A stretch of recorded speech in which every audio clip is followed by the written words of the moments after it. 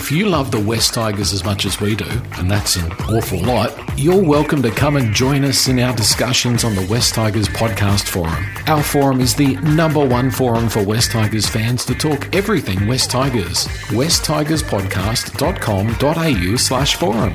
We hope to see you there soon.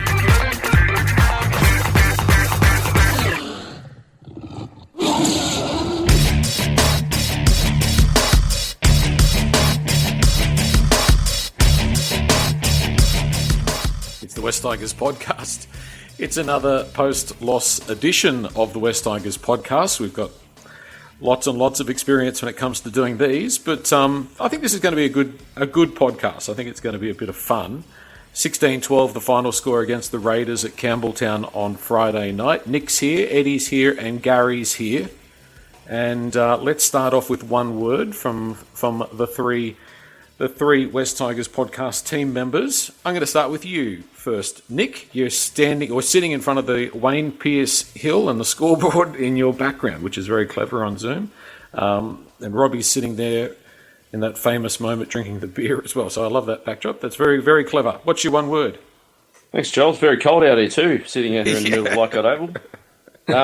My word's frustrated. I was just saying before we started recording that I rewatched the game this afternoon, just to freshen up a bit for the pod tonight. But we've just come so close the last 3-4 weeks.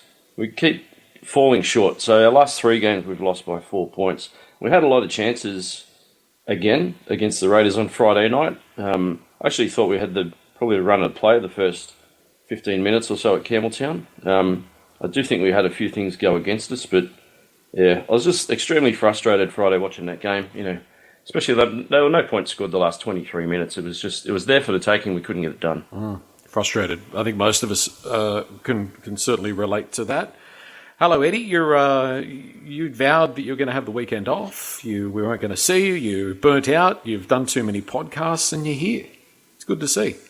Well, it's nice not to be hosting because when I'm host, I have to be very professional. So unfortunately tonight, Joel, it might be a bit different, but.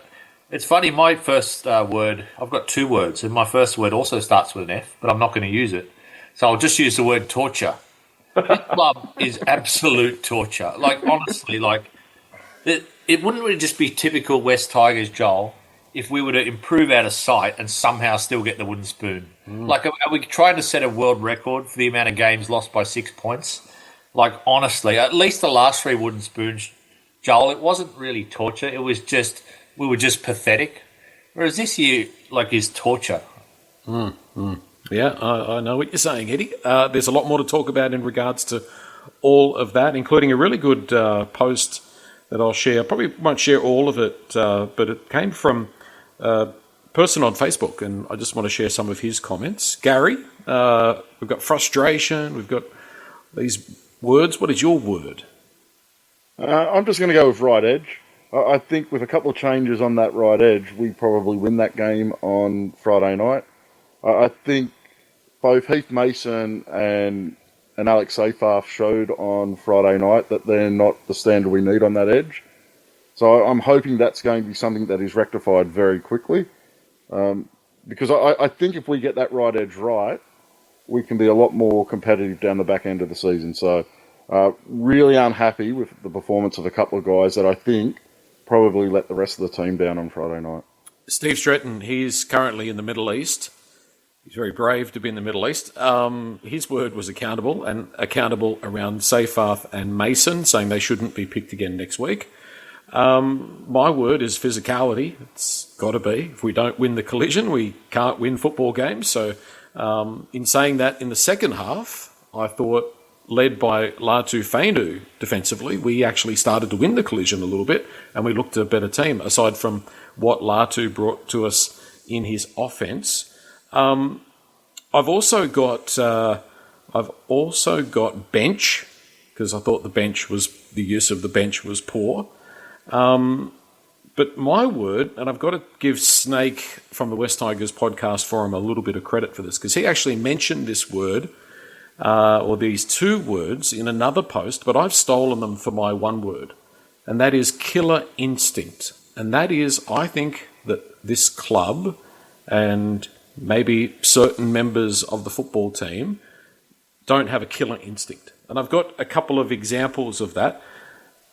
Do you want to? We'll go into that now, or do you want to continue on with one word? So we'll do killer instinct then. Okay, so just not ruthless enough. So I've got this example here.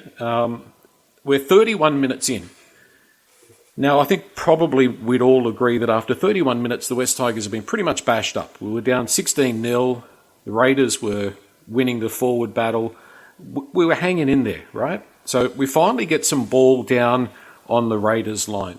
Now, they've been bashing us up. They've been, lots of little dirty things, head butts and all sorts of things. They're that sort of team. But Corey Horsburgh tries to steal the ball from Terrell May. He gets penalised, but ends up with the ball on the ground, right? So we're 31 minutes in. We've got 9 minutes before halftime. We've finally got the Raiders puffing and panning on their line, putting some pressure on. Terrell puts his arm down and he helps Corey Horsburgh up off the ground, right? So I know that's only a small thing, but a couple of minutes later, 5 minutes later, Pole gets across the line. He's held up. He goes back to the 10, but he doesn't have the ball. The ball is on the ground over near the try line. Not one Raider picks it up. Not one Raider kicks it to him. They just ignore the fact that the ball is on the ground. And what does he have to do? He has to go and walk over and pick up the ball himself, walk back to the 10-metre line and play the ball, right? Which means both times the Raiders got a chance to have a little bit of a breather, reset, recover. And there was one more example there, and that is around the same time, we get I think we got a penalty. And Luai and Appy come together on I think it was the 20-metre line, and have a little meeting with like 4 minutes to go in the half. And the Raiders are puffing and panning. They've done a lot of defence. And they just sit and have a little like mothers club meeting to talk about what they're going to do. So I think we lack at different times that killer instinct, that ability to do what needs to be done no matter what. Yeah?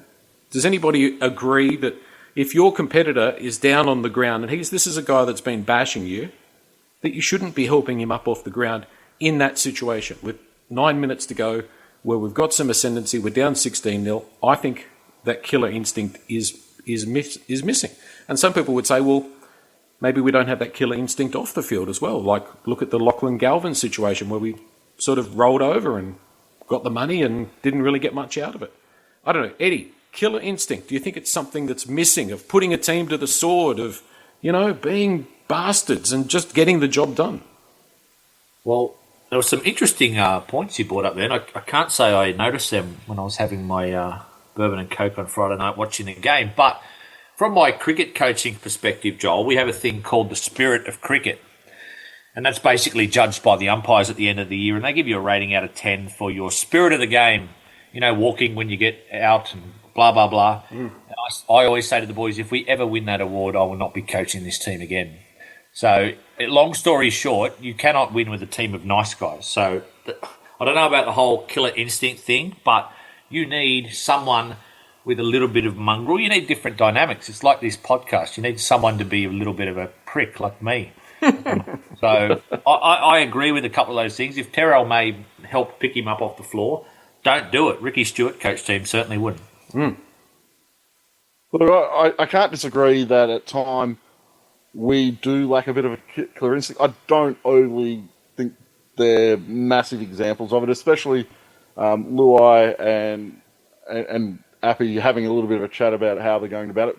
Benji and Robbie used to do it all the time. You'd see them get in a little huddle after a penalty and kind of plan out the play. So that's not something that's unusual. But I don't think there's any doubt that at the moment we lack that killer instinct to get us over the line. I think Nick mentioned it, that there's no points scored in that down the back end of that game, and that the game was there to be won. The game was 100% there to win. But I think we're kind of in a similar spot right now to where the Bulldogs were 2 years ago, where they had a bad season, that first season with Geraldo, and they lost a lot of really close games and just didn't know how to get over the line. I think we're stuck in that a little bit at the moment. Now, hopefully, over the coming months, that improves a lot, because you can't deny that we're in the fight in the game, but we're just not getting the job done at the end. And whether that's down to personnel or our players still not knowing what to do to close out that games, I think is going to be seen over the next month. I actually think Canberra were playing a bit grubby at times during that game, and I actually wondered at some point, I think it was during the first half, whether they were going to lose someone to the bin. I actually missed the headbutt. I saw it replayed. I think it was after the game. I think I saw a snippet on X about that, which is grubby play. That example, Joel, that you were talking about, where Whenua, failed to pick up the ball for that set restart, or that play the ball. That was actually reefed out the back by one of the Raiders players. I saw the that. Canberra player threw it away. Yeah, which was annoying, and I was waiting for a penalty for that when it didn't come. So, yeah, there was a lot of niggle. Would I help Corey Horsburgh up if he was on the ground? Probably not, but he's a lot heavier and bigger than I am, so I wouldn't be able to pick him up anyway. But I get what you're saying. Very frustrating. Maybe we needed to play with a bit more mongrel. Could be right. Yeah, I mean, do they look like a team that's willing to do anything to win? I can't fault their effort. I think they're the trying. effort's there, but it's that 5%. It's that little bit extra. Yep. I don't think reaching a hand out to a guy really changes that a lot. I watch a lot of NFL, and pretty much every play, there's players picking opposition players up off the ground. They have a lot more stoppages, but this was a stoppage in the game. I'm not too concerned about that. What I'm concerned about is our inability in that last 15 minutes to get the job done on a game that was there. We got close a number of times to getting over the line and taking the lead in that game. But that's where the issue arises for me, was our inability to just execute in those key moments towards the end of the game to finish off the Raiders side that we were coming over the top of. It's interesting discussion across the board, Joel, because I'm a believer that in a lot of sports you play somewhat in the personality of your head coach. Yeah. And that's not necessarily a bad thing, because there are different personalities and different ways. So you can see, Ricky Stewart, sometimes his teams implode when he goes on those press conference rants, but they're certainly a grubby team and they're in your face team for 80 minutes. Benji's got a different style, but obviously it has to translate to some more wins. What I remember about Benji as a player was that he seemed to be one of those people that wanted to be everybody's friend. Yeah. So, every time he was having a little chat with the opposition, or he'd pat someone on the bum, or, give him he was flashy and he wanted to win, but he also comes across as being somebody that I think maybe that personality in the team is not quite as hard-edged as it needs to be. Do you think he's Royce Hunt's friend at the moment? But I think Royce Hunt is a situation that is an obvious one. If Royce Hunt's just not performing, then he's in the right place. I'm not saying it in regards to team selections. I'm talking about it in terms of that hard-edged killer instinct, do whatever it takes kind of mentality. And yeah, I don't know. It's just worth observing. I think Benji's a great guy. I went to a function a long time ago, and I was on the same table, and as compared to the other first grade player who I won't name, he really made good conversation, and he came across as a really interesting and interested person. And I'm not having a go at him, but maybe with the assistance that he's got, maybe there's just something missing. We talk a lot about attention to detail. Maybe it's just a little bit of an attitude thing as well. So I don't know. Have a think about it. Let's have a look at the one-word submissions from the West Tigers podcast forum. Barra's word was closer to a good win, but also closer to a fourth spoon. Mickey B, his word was Seyfarth. We'll talk about Seyfarth and a couple of others, I'm sure, during this podcast. Crocodile Roller's word was cursed. I asked the Crocodile Roller if he meant the ground or the team. It didn't come back, so it could be anything. Could be any number of things. Lorenzo, Fainus was Lorenzo's word. All three look damaging. He says, if Latu plays 80 minutes, we win that game. I tend to agree with that. I thought he was really, really good. Mike's word was happening. The Luai and Latu combo works. But he says from that performance on the Richo meter, it was poor, which is not quite at the bottom, but one up from the bottom place. Seek and Destroy, who's new to the West Tigers podcast forum, welcome. Their word was Latu. the future, much better than Galvin ever was. Tiger Tragic 56, help. Our offense needs help. Our team selections need help. Our coach needs help, and not from old boys. And our supporters, well, they're beyond help. Probably true. Agreed. Very well said. Canberra Tiger, his word was moments. Some little moments cost us. Dirty Reds, inches, an inch or two away from winning yet again. Tigersman, Latu, we were a better team in attack and defence when he was on the field. Natmac 78 challenge, we wasted ours again. They used theirs very well. Tigertown SFS also went for Latu. LFC Tiger, details. We don't take care of the small details. In elite sport, that's the difference. And Mac Tiger, comeback. I'm sick of them. Play the best people and we will win. I'm going to just ask about Latu Fainu. Now, am I wrong to say that lock is a more difficult and more taxing position to play than 5'8"? I think most people would agree with that. Gary? Yeah, no, 100%. Yeah. And I know where you're going with it is if he can play 60 minutes at lock, why can't he play 80 minutes in the halves? And I tend to agree with that. I find it the defensive workload he got through the other night was quite big. I'm hoping and I'm expecting on Tuesday that we see that he's named in the halves for that game because what he's providing on the field is fantastic. One thing I think watching him play on Friday night kind of showed me what the plan was with the Adam Reynolds approach. He is bulked up. There's no doubt that Latu Fainu is a lot bigger than he was earlier in the preseason and definitely last year. He was a lot bigger, and I thought he handled that role in the middle really well. Yeah. So I think it's clear that the club was looking at Adam Reynolds to come in and play halfback with Latu taking on that lock role. So, but I agree with you fully, Joel. 60 minutes at lock, I think we would have been better just playing him 80 minutes in the halves. Where's the logic in that, Eddie? I just can't see how you can work that logic out. Even forgetting minutes restrictions, this guy is supposedly, like, I think all of us fans are sitting here saying, wow, this guy can really, really play, and he looks to be ready to form a combination with Luai and be one of our halves moving forward. Why are you flogging him at lock? It makes no sense.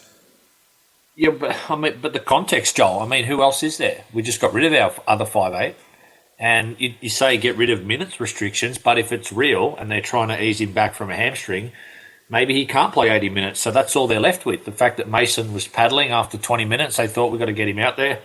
We've got to get both of these boys on the field. But yeah, I'm struggling to think of another club. I could be wrong, just off the top of my head, that would throw a 19 or 20-year-old regularly in at lock. Like, I don't think that's good for your development. Well, just on Latu, like, only small sample sizes, but two things I love in footballers. He looks tough, and he's got a high IQ. So I've been super impressed with him the last month. And, yeah, I don't want to see him playing lock for the rest of the year, but he certainly didn't let us down. In fact, he elevated us when he came on. Yeah, to go on that point about after 20 minutes, how much Mason was struggling, I think the decision should have been made then to take Mason off and play Latu in the halves for the rest of the game. I found it quite an interesting decision, and I guess that they just stuck with what was the plan pre-game to put Latu in at 5'8" when Mason was struggling from the outset of that game. And we saw him struggling defensively, but that right side attack that's been probably our strongest part of our game this season, it floundered with him playing in that role on the right edge. And Buller had a really poor game as well, but I think Mason being on that right edge contributed to Buller not being what we usually see from him on that right edge as well. So I think the decision should have been made after 20 minutes to take Mason off and put Latu onto that edge. But he made a real go of that lock roll. He was making yards with the ball in hitting the ball up. Defensively, he was incredibly sound in the middle of the field. So I thought he was excellent in that lock roll, and I can see why the club would be looking at him as an option for that. The thing is, I think I think his best spot for us right now is in the halves, and I've said earlier, I want to see him pick in the halves on Tuesday for Friday night. Is it good for him though long term, Gary? Like how many 20-year-old locks are running around the competition? No, there's not, and right now it's the hardest place to play on the field because you've got to have that ball skills, but you've also got to be a threat running the ball. The best locks, the best ball playing locks are so good as a ball playing option because they're a danger of running the ball. They're a danger if you don't commit 2-3 defenders to them, that they're going to drive straight through the middle of you. That's what you see with a guy like Asaya Yo. And that's what we're seeing from Latu on Friday night. He was a threat running the ball as a ball runner in hit-ups. And I don't agree with it, but I can see why they're thinking it. And I can see why that would work if you had a guy like Reynolds in the side. But for me, we've got to get him into the halves. I think it's better for his long-term development, and it's easier on his body. On a body that has already shown that he is a little bit injury-prone. If you're running him on to strengthen the team in defence, positionally in defence, then we weren't getting busted up the middle. We were getting beaten out on our right edge. So I don't understand the logic. I don't understand why you can't make an agile decision on the run and say Mason and Seyfarth are struggling. Seyfarth had got caught with, I think it was an elbow in the eye. We've got to strengthen that position. Like I don't get it, Nick. I was just going to say, I was going to touch on Latu. I know Eddie said he's got high IQ and he's tough, which he is, and Gary, you touched on his running game. He's so quick and explosive. Like in the second half, he made that break out of nowhere where we were throwing the ball out the back, a bit of second phase play, and he saw an opportunity to run and he nearly got through. He just needed, I think he had Polly off his inside hip, who just wasn't close enough. He couldn't get a pass to him, but that was a very close opportunity where we went to score, which would have got us level and probably in front. But I just love the way he plays. He's only really starting out with us, but similar to his predecessor, very smart IQ, good footy brain, really good running game, but does it with a bit more speed and explosiveness, which I really like. Yeah, it's really that acceleration, Nick. He'll get the ball standing quite flat-footed, shape the play outside, and then just take off.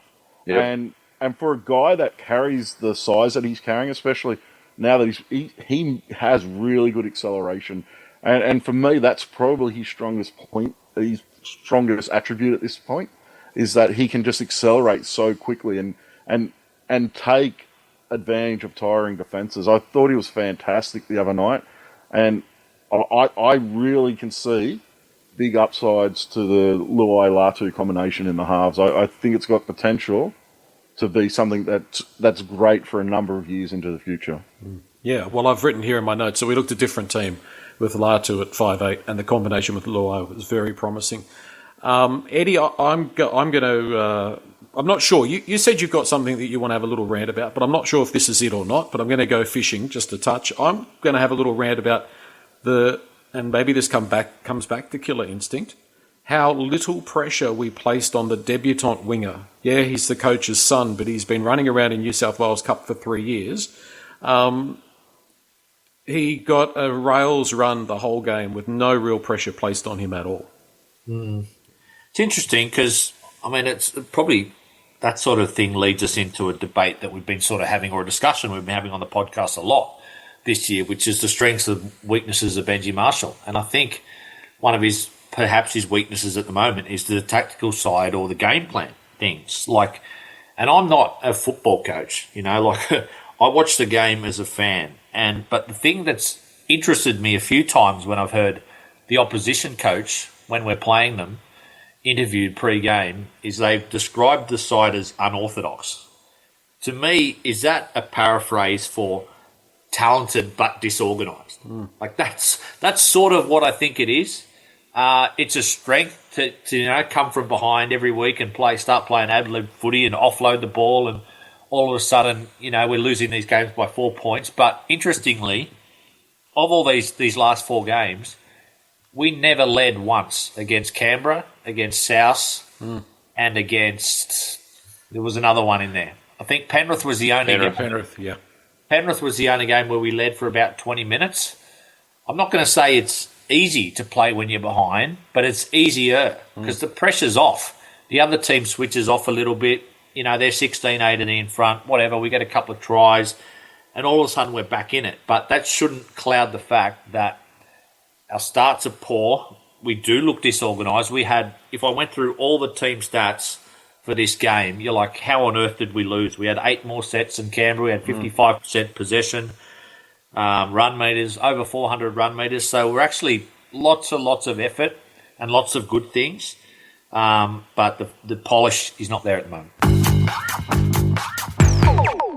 We hope you're enjoying this edition of the West Tigers podcast. Don't forget, if you agree or disagree, we'd love to hear your comments and thoughts on the West Tigers podcast forum. It's free to join and you can contribute directly to the podcast on the forum. Just head to westtigerspodcast.com.au/forum. We hope to see you there soon. I think it comes down to a couple of things, Eddie. I think one of it's game planning. I think we've spoken about it a lot this year. I've spoken on my opinion about our shape, and I don't think our shape was real. I think it went backwards on Friday night to what we were seeing earlier in the season. But there was a comment in the State of Origin game by one of the commentators. I can't actually remember who said it, when they were speaking about Luai. And they said that New South Wales attack looked a lot more frantic this game than it did before. And I think that's part of it. I think Luai is a guy who likes to try his hand, and things seem a little bit more frantic and rushed when he's playing. And it worked really well at Penrith because they have such a strong structure around that. He's breaking out of that structure, and that frantic gives them the point of difference to that side. At the moment, I think our side has that all over it, and I'm not blaming Luai for that. I just don't think we've provided the structure around that so he can make best use of that. And to me, and I'm not going to sit here and say we need to move on from Benji Marshall. That's the last thought in my head. But I don't think we put the repetition into those sort of block plays and those shape plays that a lot of other sides do, that in the off-season, that then allows Luai to play out of that structure. And that's where you get your attacking difference. And look, we may never do that, and Benji may be able to get away to get this work, and at times our shape looks really good. It's just not consistent enough, and I think that comes down to repetition. Gary, Jerome is very different. He plays differently to, Brandon Wakeham, Luke Brooks, whoever else we've had at 6 and 7 over the years. Since Benji. Benji was the last one that played with that sort of, if you want to call it frantic or ad-lib attacking style. Now, when Appy came to the club, it took the boys a year to figure out how to play with Appy, or the best part of a full season. Remember, we'd run out of dummy half, at speed, and it took everyone forever to figure out that they had to keep up with him and run off his hip because he was going to create these opportunities. I just wonder whether we need someone like Latu to settle into the halves alongside Jerome. And I know you're talking about structure, and I think you're right, but maybe we just need a little bit more time for the team to figure out how to play with Jerome and how to play with his style. I think that's definitely part of it, Nick, because if you watch Luai play, what he'll do is he'll go to his left-hand side that he loves to do, and when something's not on, he'll come back. Yep. So he'll step back in, and quite often he'll look to throw a pass, and he did it for New South Wales the other night. He's done it a number of times for us where he throws a little bit of a wild pass back into the centre of the field. That's kind of how he plays, and I think at the moment we're getting to a spot where players aren't quite where he wants them to be when he goes to that left-hand side. And I think that's improving. We saw the really nice line that Dewey ran a really nice line to hit a gap when he passed back inside the 12. Yeah. And Sam Fainu ran a really nice line and just about busted through as well. So I think that is improving. But I do think those connections are going to take a little bit longer. And I think he'll be much better having someone like Latu Fainu playing next to him than Heath Mason. And I think Latu Fainu is going to suit how Luai plays a lot better than Galvin does. Because I think Latu... The thing is, whatever number you want to put on Jerome's back, his best football is when he's a little wider of the ruck. His best football on Friday night, and I thought he played really well on Friday night, was when Latu was in that 13 role and was pushing both our halves a little bit wider. So that got Luai a little bit wider. So you can play halfback and play wider. Penrith do it all the time. Nathan Cleary plays quite wide all the time because they've got a guy like Yo playing in that link role. Mm-hmm. And I think that's what they were trying to do with Latu the other night. And I think it worked really well for Jerome. So I think that combination will work really well. And you are, but that's what you structure. That's the structure he needs around him to allow him to break out of that. No, I was just going to say I thought he had a bloody good game Wednesday and Friday. Rome, a great effort to come back with Perth and back up, and really busy. And I know it's not all about try-assists, but I think he had 2 or 3 in the Origin game Wednesday, and then he had at least 1 on Friday night. So how good is his short kicking game, Eddie? Yeah, it's so deep because it goes so deep into the line, and then he just rolls it in. Just, we used to, even the great Benji, that used to hit the back fence sometimes when he did those short kicks. But I think the whole Luai discussion is a percentage Luai and a percentage our coaches working it out. Agreed. And Luai almost scored his first try for the club. Almost. Just happened to plant it down on the opposition's leg. Honestly. That's... How many times does this happen? And even Buller. I'm not ranting about Buller this year because he's been excellent on the whole, but... Man, did that ball touch the line? It might have been a double movement. Can you just wave to the referee and say, hey, I might have actually scored the try here, guys. Don't just get up and play the ball. We're too nice. Yeah, that's exactly what I'm talking about. It's exactly what I'm talking about. The hard thing is, we had Canberra shot on that next play. Like you get up and slow the play down, they get to set their line. If he doesn't think he really made it, or he's worried about the double movement, we should have scored off that next play because Canberra was shot out on that left-hand side. And I think we ended up throwing a forward pass and going over. I think Sam went over off a forward pass. So I think getting that fast play the ball was really important because it created the space we had out wide. We just executed it poorly once we got it to that left edge. Lack of urgency is a word that comes to mind when it comes to that killer instinct. There was an incident late in the first half where Stafford and Buller, they just was so lackadaisical going and cleaning up a ball that it could have been another Canberra try. They were just asleep. So that had me worried. I'm going to get to this later in a second. I just want to make one more point, and that is, I think, and it's an old point that we've made many, many times on the podcast, we are missing a forward leader. There is a gulf in the forward pack in terms of leadership. Now, that's not to say that there aren't other deficiencies in the forward pack, but I think, no disrespect to Terrell May, but it's just not his personality. I just don't think it's his personality. And I think it's something that we're missing, Gary. Look, I think I don't know if I'd call it the forward leader. I think Terrell's doing a fairly good job of leading those young guys from what I hear. He's in there training on days off and they're coming along with him. So I think he's got that part of it down fairly well, but someone with a little bit more impact in that opening 20 minutes is definitely needed for this side. Yeah, someone who can play decent minutes but cause a little bit of damage, and who has a little bit more impact than Terrell has in the first 20 minutes. I've said a number of times that Terrell just does not have that impact in that opening 20 minutes. In saying that, I thought Sione Fainu starting on Friday night was excellent. Probably the best I've seen him play, and for the remainder of the season, he has that starting role for me. I really like Pole coming off the bench on Friday night, and I thought Sione did a really good job in that opening 20 minutes, and I thought that's why, I think he was a big reason why we actually dominated that first 15 minutes. Field position-wise and probably possession-wise. And I think Sione played a really big role in that on Friday night. I thought he was excellent. 100%. Where has this version of Sione come from the last 6 months, 4 months, whatever it is? But I think he's got to that age where he's got a little bit of experience, and it doesn't happen in that part of the field till you're 23, 24. Yeah, he's broken out. He's having a cracking season. Yeah, and Samuela had a fantastic game too.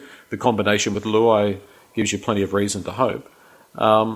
We're still, at least in that team that ran out Eddie on Friday night, we're still 3 players short. I know Kai Pearce-Paul's coming in, but there's probably 2 or 3, and he's been a great workhorse and he's bled for the club. But Alex Twal, 8 minutes to go, one-on-one strip when we're on the attack. I mean, that's almost unforgivable in my eyes.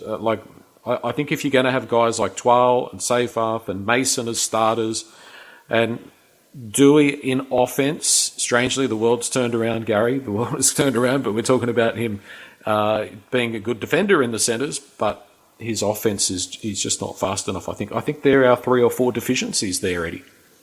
No, you're right. And like you said, 2 good players already being signed. Obviously, there's question marks on Taylor and just how he comes back, but I'm looking forward to hopefully seeing him in first grade back half of the year. But yeah, in the ideal world, Joel, Alex Twal is perhaps a squad player or a bench player. I think he's had a pretty good season, probably a 7 out of 10 season, 7.5 maybe. And yeah, it's a strange one because for one of those players that's seen as very reliable and he makes good tackles, he does tend to have like the odd howler every game or just a really cheap sort of turnover or dumb play. So yeah, with 8 minutes to go, we were absolutely all over him and couldn't finish him off. I think, if I was to table a quote on, off the top of my head about rugby league or sport in general, team sport, teams with ordinary players tend to be ordinary teams. And, there's 7 out of 10, but I think that's on the West Tigers scale. I don't know how that rates across. It's a bit harsh to call him an ordinary player, though. Like he said, I don't want to call him a plotter. That's sort of a... One-dimensional is the word, Eddie. Yeah. We're in plotter territory. We're in... Yeah. I know what you mean. Nick? You're just talking about Dewey before. I just wanted to say, yes, he lacks speed. I also think he lacks IQ. An example is when he made that break down the left side and he had Skelton outside of him and he decided to take, on the inside line and Buller he got outside. It was Buller and Skelton on the left-hand side. Yeah. And, I saw it during the game, but when I rewatched it, I freeze it and put it back and watched it again. I could not believe what he was doing. Like, he knew Skelton was outside of him, but he made that decision to go inside. And he made a few other silly decisions, I thought, during that game as well. But, yeah, you need smart players. You're talking about learning how to play with Luai and that sort of ad-lib structure. You need smart players to be able to read what's going on and pick a hole or pick a gap in a defensive line and put yourself in position to make a break or run that right line. And I don't think he's the player to do that. Well, unfortunately, I'm going to have to come to his defence a little bit here. And I know he's employed that horrendous manager of his, so hopefully I don't sound like him. But this is actually not my point, so I won't claim it because I was reading the West Tigers forum and I thought someone made an excellent point. Said defensively this year he has shut down quite a few of opposition's really dangerous sweep plays, like really good reading and just jamming in. And I reckon it definitely happened once or twice in this Canberra game, but I think like that, on that side of the ball, he's actually made some really high IQ plays this year. Gary? Yeah, he's defending in a way I didn't think he could this season. I think he's making really good decisions when to come in and when to stay out. And when he does come in, he's hitting quite hard and rattling quite the man he's coming in on. So I think he's doing a really good job of that. I don't think we're getting enough out of him in attack at this point in time. And I think the world thinks of me as Adam Dewey's harshest critic. But there has been an improvement in his game. I don't think it's got to the point where I'd be re-signing him for next year, but he's done a job out in the centres. He's just struggling a little bit defensively. And the decision-making I have the most problem with is there'll be times where we're inside the opposition 20 and he'll take a run from dummy half and run across field and try and set up a play that way.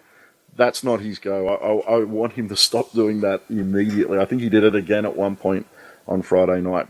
But defensively, it's a vastly different player to what we've ever seen from Adam Dewey before. And credit where credit's due, he deserves to be commended for that. We need the shredder sound effect. I want to start firing up the shredder. We need the shredder. We might put do the paper that in at the top.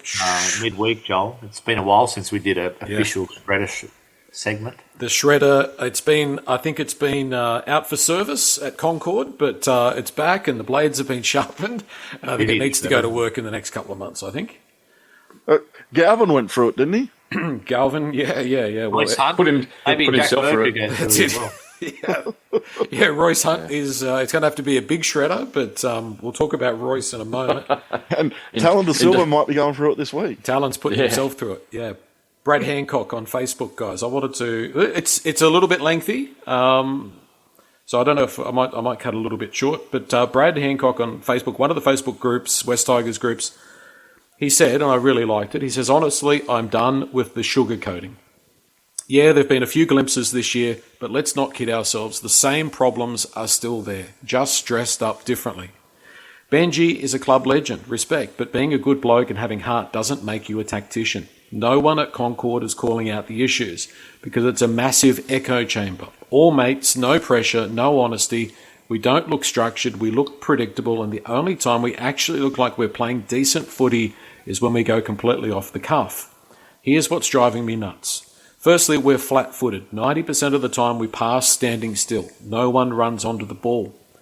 12 moment sums it up. Adam breaks the line, one of the only times all game, and what do? Pass it to 12. We had 2 unmarked backs that were screaming on the left. No awareness, no composure. Line speed, shocking in both attack and defence. We're always the slower team. We never win the ruck, never set the tone. Our playbook, 1-up runs for 4 tackles, then go wide and bomb. That's literally it. Every set, every week, what do they do at training? Tactics? What tactics? We are not a well-drilled side.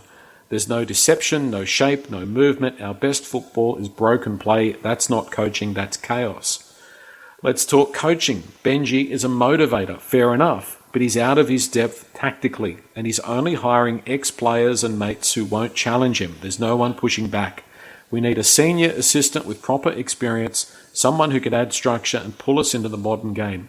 Right now, it's all comfort zone hires. Same voices, same old thinking. I'll cut it just short there because there was the news story that came out this afternoon, Sunday afternoon, that Benji is apparently safe. Even if we end up with the wooden spoon, we're not going to be making any coaching changes, and I'm not advocating for coaching changes. But surely, Nick, the assistants is something that we have to look at. As Brad said there on Facebook, we need some people that bring some different ideas and challenge Benji and maybe up Benji's skills in this next season, 2026. Yeah, 100%. Was it Steve during the last week? I think it was Steve said the thing with Benji employing his mates to be his assistants is there's no one really to challenge him externally. And I know Benji's a very private man and he only trusts a certain few people, and I guess he's employing those people or putting guys into those positions that he does trust. And maybe that's how he wants to operate, but yeah, I kind of agree. I don't think it's the best way to operate. And I remember it was probably towards the end of last year or during the preseason, perhaps we were talking about Brad Arthur and whether you potentially look at bringing him in. And I know, Eddie, you were a bit of an advocate at the time. I don't know. Yeah, I don't know about assistant. Yeah, I don't know if he'd come to be assistant anyway, but whether it's Brad Arthur or would you think about someone like Todd Payton? I know they've played together as well, so there's probably a relationship there that Benji can leverage. And Payton's had enough experience as a head coach. I think he'd probably be worthwhile considering as an assistant to Benji. Well, he's about to get fired, Todd Payton. Let's be realistic. They've conceded 100 points in 2 weeks. He won't be there at the end of the season, so I think he will actually end up back in Sydney. And I don't think he's done enough to command a head coaching position elsewhere, if I look around the landscape of the NRL. So he, for me, would be the perfect blend because, like you said, Nick, Benji likes to employ people that you trust and that you know, which is not uncommon in coaching and not necessarily a bad thing. But there is, when I watch us play, I refer to that saying again that we are an unorthodox team, and I think we need to get a little bit more organised. Gary's talked about set plays. I know rugby league's not all about set plays, but I think someone like Todd Payton could be a great asset if he had a specific role when he gets fired by the Cowboys. Yeah, I've spoken a number of times about not wanting Benji to employ any more mates in the roles. I think I said on the midweek pod this week that Todd Payton's the exception to the rule. He's a guy with plenty of experience. He would not be getting that job because he's a mate of Benji Marshall. He would get that job on merit. So I've got no issue if we bring a guy like Todd Payton in. A guy who I think is very good at developing attacking structures. I think he'd be really strong in that role. And I'd have him gladly as our attacking coach moving forward. I'd have him tomorrow. he got sacked tomorrow, I'd be on the phone to him tomorrow, offering him a job as an assistant coach at the West Tigers. The concern I do have is, I agree with Eddie. I don't think he's done enough to pick up a head coaching role. But I think there's a few positions about to become available. I think Seibold isn't long for the world at Manly. Hasler. And I think O'Brien has been on the nose at Newcastle for quite a while now. I think those positions are going to come up. And I can see one of those sides. Payton's not getting one of them, Gary. What are they going to go with, though? They're going to go with either the hot shot no one's heard of. That's the trendy thing to do. They're not going to recycle coaches. I think that's a trend that's going out of fashion. Like, for instance, if Des Hasler were to get fired, he's never getting another. And Madge is the same at Brisbane because things aren't going too well for him up there either. I hope he doesn't get picked up anywhere else because I think we're the perfect fit for him to kind of rebuild his career and potentially, like, if things don't go well with Benji down the track, there's opportunities down the track at the club for him as well. So I do think Todd Payten would be an excellent addition to our coaching staff, despite the fact that I don't want any more mate. Big shout out to Todd Payten, by the way, Joel. We've already fired him on here. So if he's listening, sorry about that, Todd. Welcome aboard. Full support of the board. One thing I will say about Todd Payten as coach, I don't know what the year was, maybe 2019, 2020. He was interim coach at the Warriors. We played them at the SCG on a Saturday night. It still remains one of the most disappointing nights of football in my entire West Tigers, Balmain Tigers following, over 4 decades. It was really, really, really awful game, but he outcoached us. And he, a number of times, has outcoached and come up with exactly the right game plan to beat the West Tigers, even when we started as red-hot favourites like we did that night. They were just all over us. So I think he's got some ability, may not get another head coach job, and I'd love to see him back at the club. Yes, Eddie. No, I was just are you going to continue on with this rant or post from the Facebook poster? Because it was a very lengthy post. I did have a look at it. Yeah. Let me just go on with a couple There's something Eddie wants to talk about that you haven't mentioned yet, Joel. Yeah. Okay, well, let's... TDS, he's got Galvin syndrome, wants to be the guy, but hasn't kicked on since 2022. I'd let him go to Newcastle. Happy he's here for 2 more years anyway. It's time to move forward. I agree. Development. It's a shambles. Half our top 30 are kids who aren't ready, not physically, not mentally, not positionally. Look at other clubs. When they bring in young players, they're ready to go. Ours are being rushed, out of position, and thrown into the deep end. Our development pathways aren't developing anyone. And don't even get me started on the recruitment spin. So Brad talks about the 2 or 3 players. He's worried about Stafford Toa being in the shop front and getting a deal elsewhere. He said that's what it kind of looks like. In the sort of summary, he says, we've seen this movie before. We talk about change, culture, patience, progress, blah, blah, but it's the same cycle on repeat. The bluster fades, the excuses roll out, and nothing actually changes. We need first graders, not development projects. We need people with standards, not nostalgia. Yes, we can blame the ref. There were bad calls, but we still had chances to win. We didn't finish, we didn't adjust. The only positive, Latu. Yep. Final word, we've been saying all this for years. We're not asking for a premiership tomorrow. We're asking for direction, for accountability, for real change. Until we get proper coaching support, fix our development system and sign players ready to lift standards, not just fill jerseys, we're going nowhere.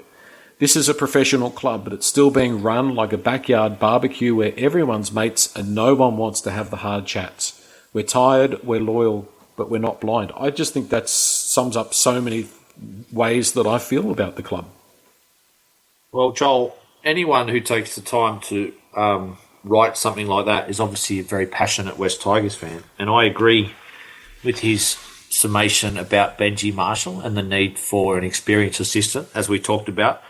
I also agree with his point about the referees. We need to really stop blaming referees. I mean, we had 6 agains on the weekend, and our fans are talking about some challenge or something that went against us in the 78th minute. I mean, come on, that's not it. But this is where I turn nasty. I thought his post contained a lot of bluster, to be honest. Like, I actually thought, he said at one point, we need first graders, not development projects. Well, what are Luai, Skelton, Taruva and May? They're four really good first graders. They're not development projects. He also said we need direction and accountability. Well, what's Shane Richardson? We got Shane Richardson 12 or 18 months ago. That's direction. Benji Marshall, I know he hasn't got the results on the board at the moment, but I think there is a path that we're following at the moment. And unfortunately, it's still not turning into results. But I don't know. Like I said, I don't want to disrespect the post because it was a lot of stuff in there, and some of it probably written an hour or two after the game. But I thought he was harsh on a few areas that we are actually improving on. It's just hard in the heat of the moment. And it's going to take time, Eddie. I think it's a very valid point about us playing too many young guys. But we're playing so many young guys because our NRL squad for the last decade hasn't been up to scratch.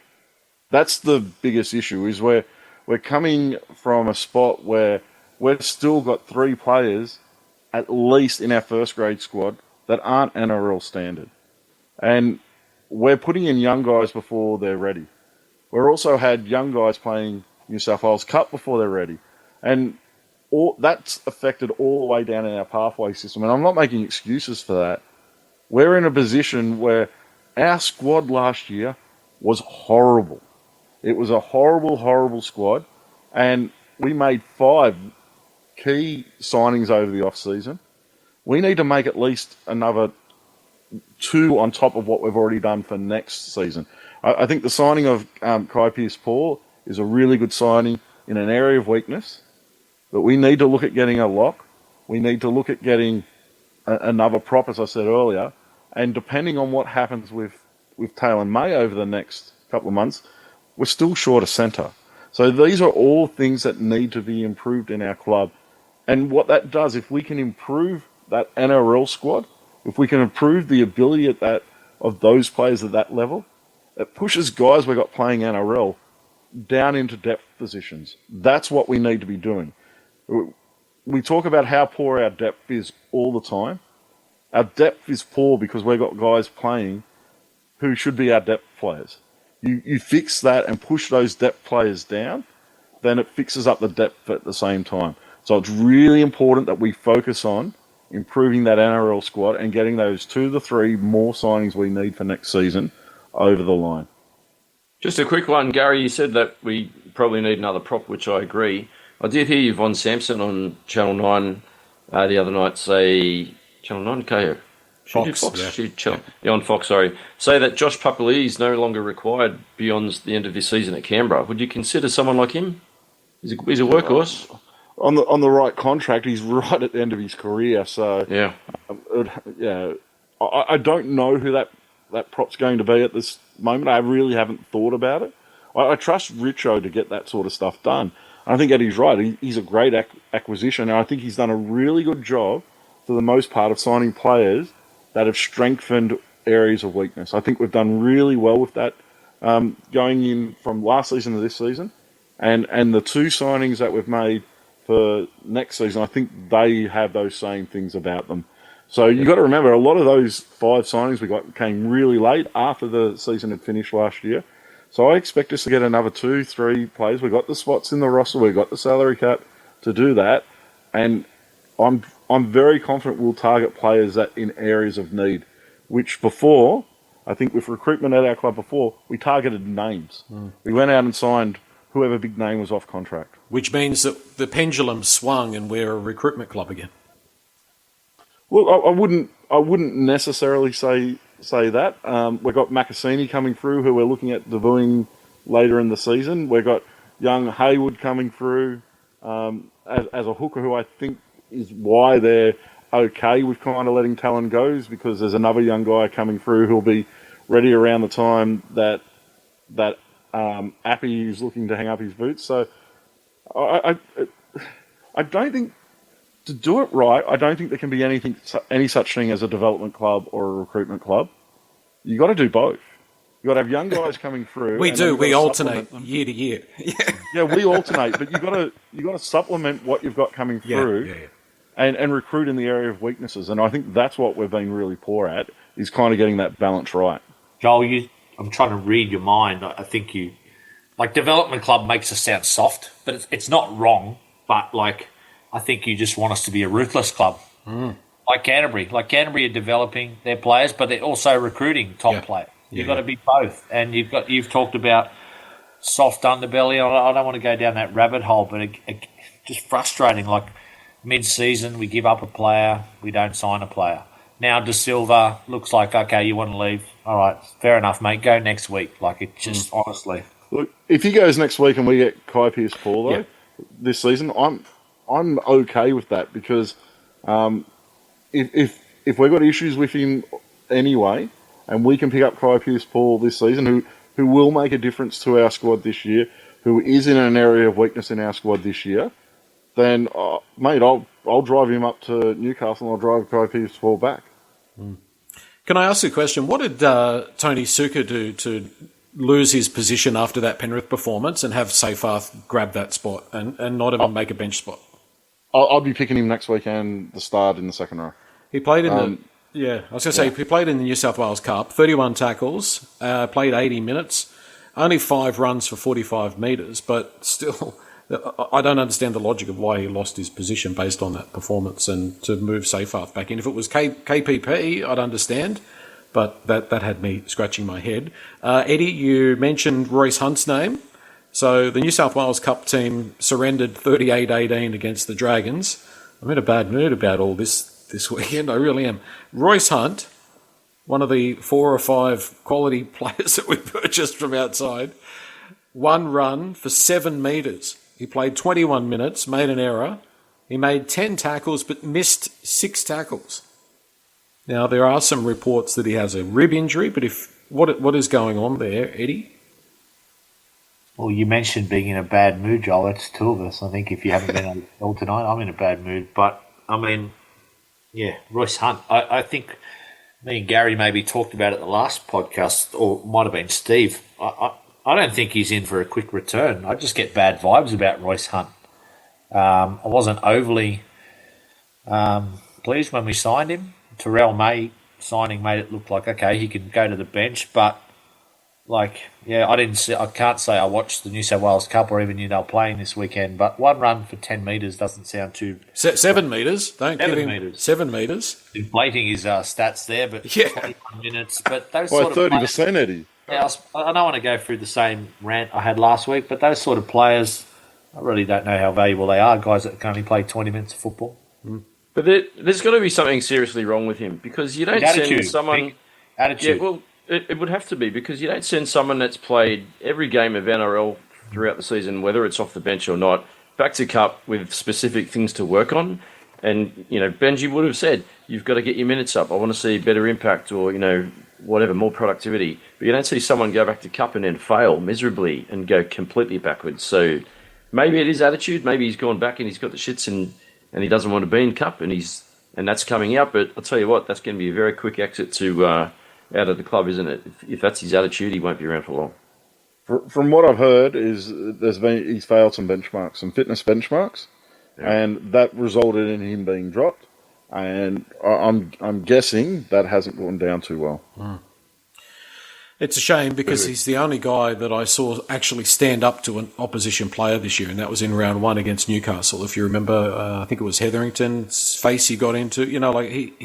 We had such high hopes, and he started out so well, and it's a real shame. But maybe there was something more to that whole considering retirement at the end of last year from the Sharks. Maybe that killer instinct is not quite there, Gary.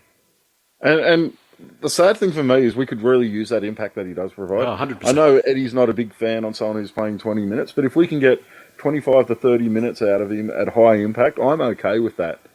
But the problems for me seem to start when we moved him into that starting role, and that doesn't suit what he was doing, and his defence got really ragged in that game.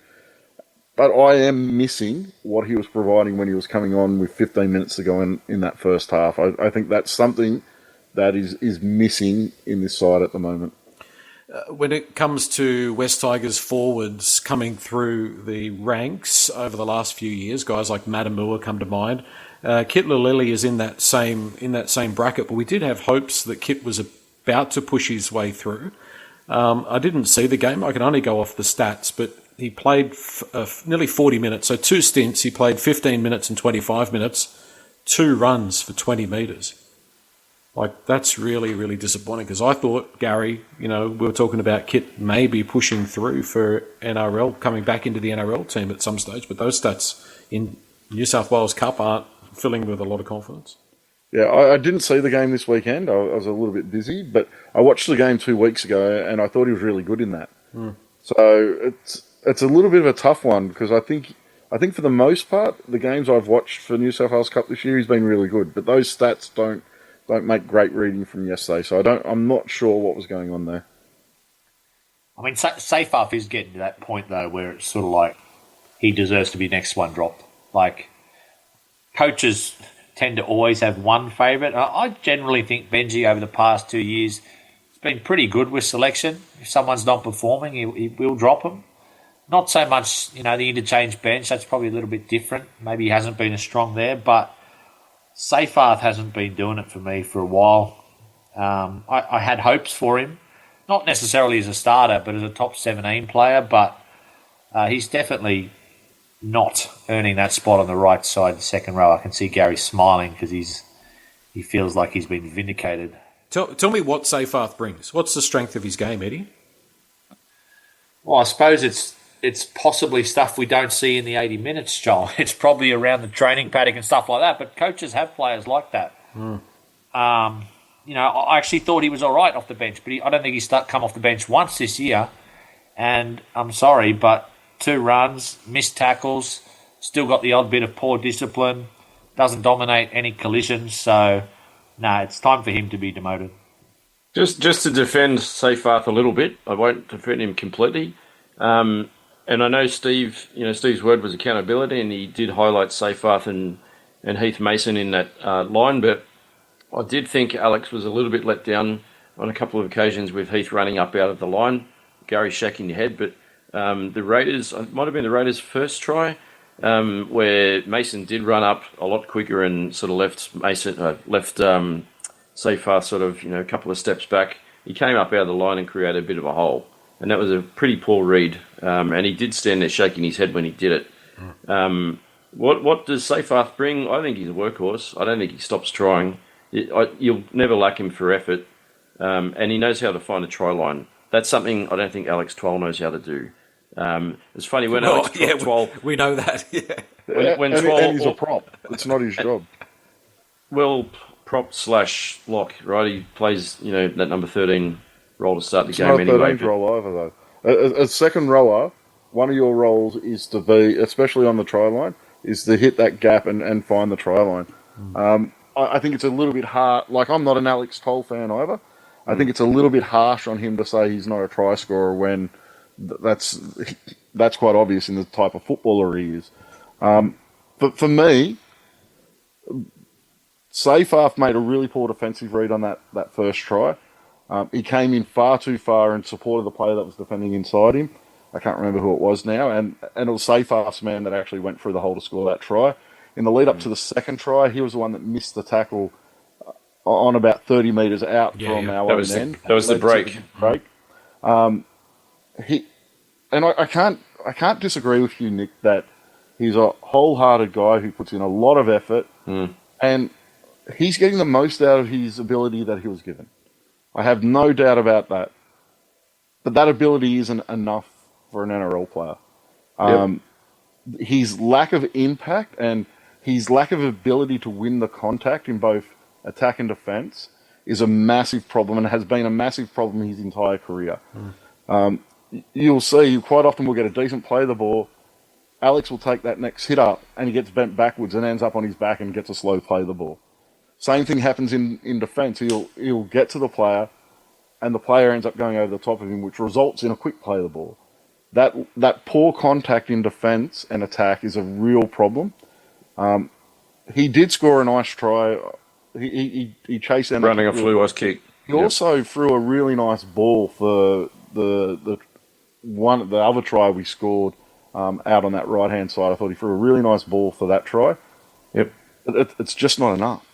I know. I'm sure he's a nice guy. He's a hard worker, that you need to be more than that in the How NRL. do we know he's a nice guy, Gary? Don't know. I've met just him. being nice. I've I'm a met him nice down the guy, shops so I'm here. giving him something Yeah, it's positive. 'cause he's to got eat red while I hair. Give Yeah. him a massive whack.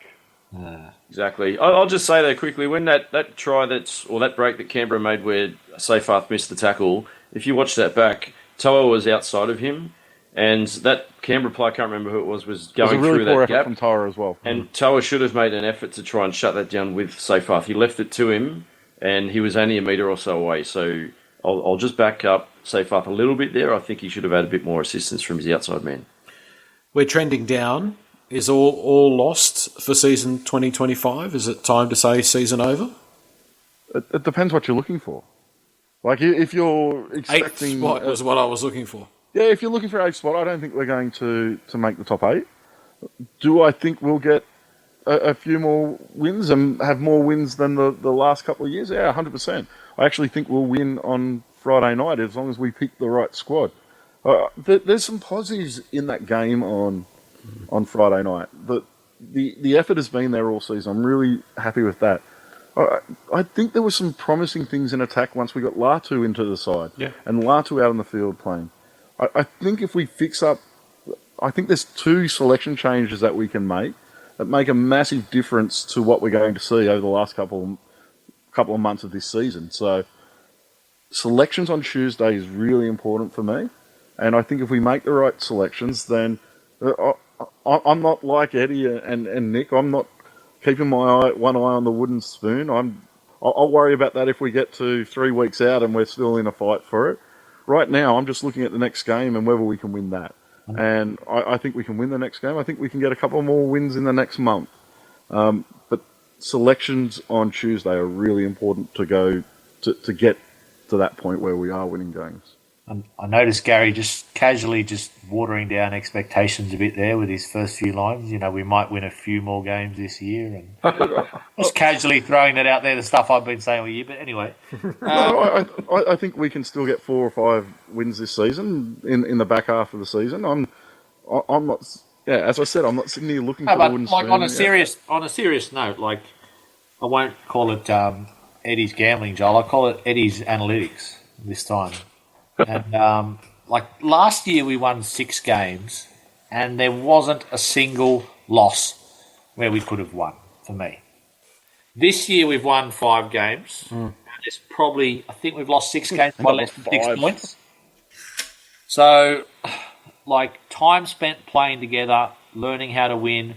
We don't want to get in the habit of honourable losses, but those sort of statistics, if we end the year with 8 losses by 6 points or less, generally the trend is if that side stays together and gets strong with a couple of signings, that will not flip on its head, but at least revert to some sort of mean next year where you're actually winning 4 of those 8 games decided by 4 points or less. So there are really good signs there. It's just torture, like I said at the start of the podcast. Look, Eddie, I think that's a really good point you raise, and Thank you.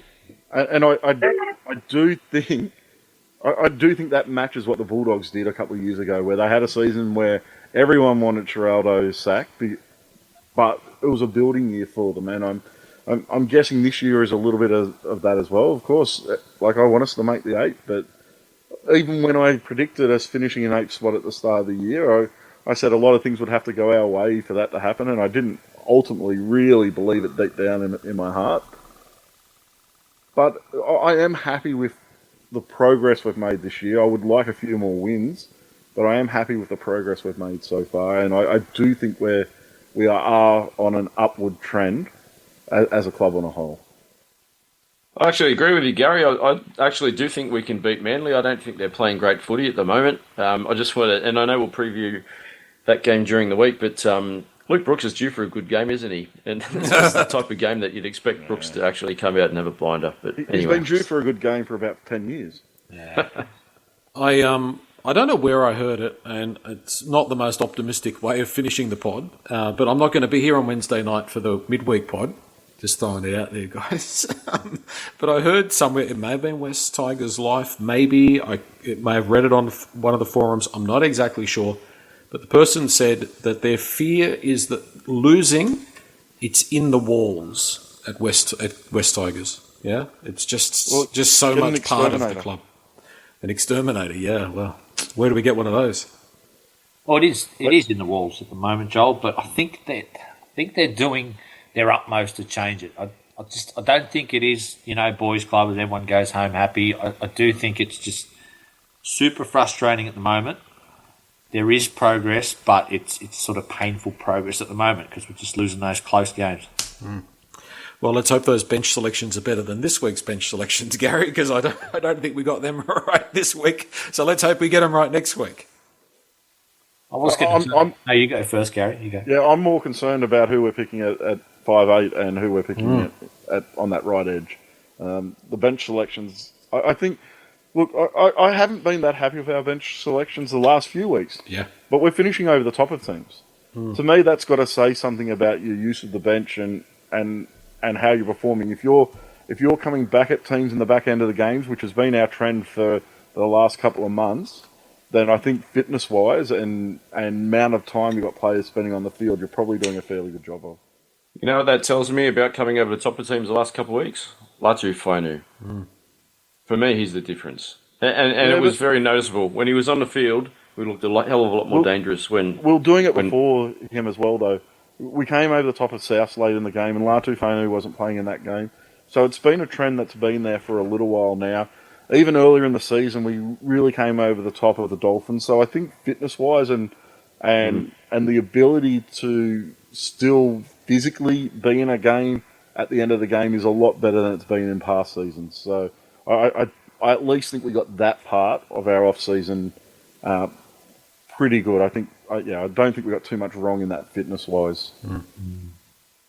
Oh, sorry, Joel. I was meant to say something, wasn't I? You were. Forgotten what I was going to say. No, what I was going to say to finish is, if I come back in another lifetime in a few thousand years, and obviously rugby league will still be going because head knocks and that's not a problem at all. But if I come back as some sort of advisor and people are visiting the earth and they say all I want is a nice quiet life, but I like sports, Gary, and I just want to follow a certain team or something, I would just advise them, follow the Melbourne Storm or the Swans or follow cricket or something like that. But the one team you must never follow, because it's been a lifetime of torture, is the West Tigers. Yeah.